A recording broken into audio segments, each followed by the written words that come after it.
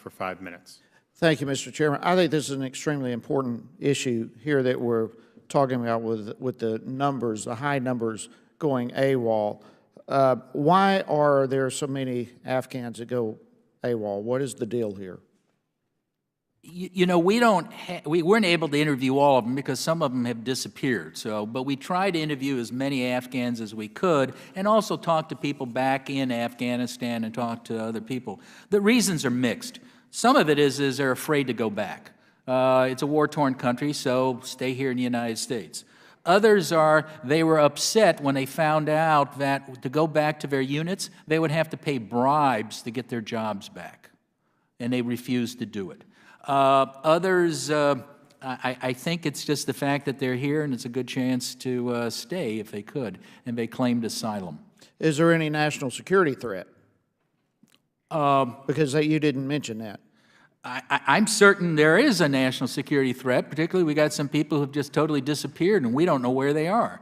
And the State Department hasn't been very helpful to the Department of Homeland Security in tracking them down. Why have they not been responsive to help track these individuals down? I think you have to ask the State Department that. That's the question. Okay, are there specific individuals we need to ask on this? Have you seen obstruction? Have there been individuals at State standing in the way of getting answers? No, I can't say that. I mean, it's the bureaucracy. Oh, well, someone's running the bureaucracy. And I think the potential, as you mentioned, we don't know who these people are. We don't know where they are. There's a certain number that are gone. We need to get a handle on this. Where at State Department is the bottleneck? We'll be happy to brief you and give you information on where the bottleneck is, sir. Okay, I would like that. How much money has been spent, do you know, on training these Afghans here in the U.S.? I don't know offhand. Let me ask my staff. We don't have that number, sir, but we're happy to get it back. Could you get that number for Absolutely. me? All right, I would appreciate that. Is there, now you alluded to a few moments ago that it's just kind of the way it is, but is there a better way to train these individuals than to bring them back here to the United States? Wouldn't it potentially save a lot of taxpayer money if we were able to train them there in their homeland? Well, Congressman, it probably would save money, but sometimes they have to do it here. And I would actually cite one of the places where they do the training, and they've had few people skip town or go AWOL, is right in your hometown. It's at in the Air Force Base Moody, right, where the best place to train those pilots is in Moody, and this is one of the success stories we highlight.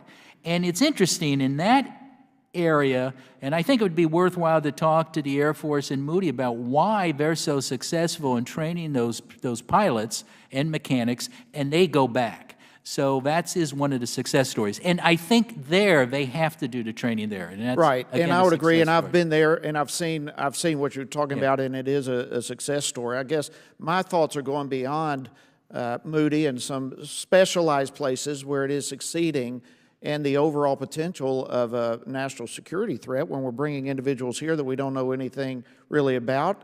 They're getting military training. They go AWOL. It sounds as though there is a significant portion of this program that could wisely be done in someplace other than the United States. Would you agree with that? I think it's worth looking into. We do discuss that, but I think a first spot is just requiring in-person interviews for these military trainees by the State Department. And you're saying that's not happening? That's not happening, and that's what the State Department refused to acknowledge as being helpful.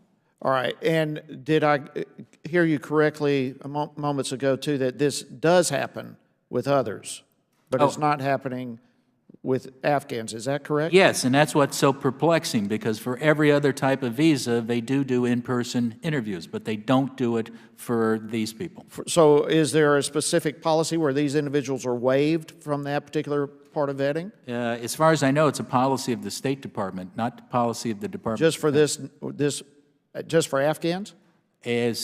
I can't speak beyond that, sir. Who can give me an answer to that? I'll have the staff who worked on it get back to you, sir. Please do so. Listen, again, I want to join my other colleagues in thanking you for the great work that you do. and for your forthright answers here in this hearing. And with that, Mr. Chairman, I yield back. Thank you.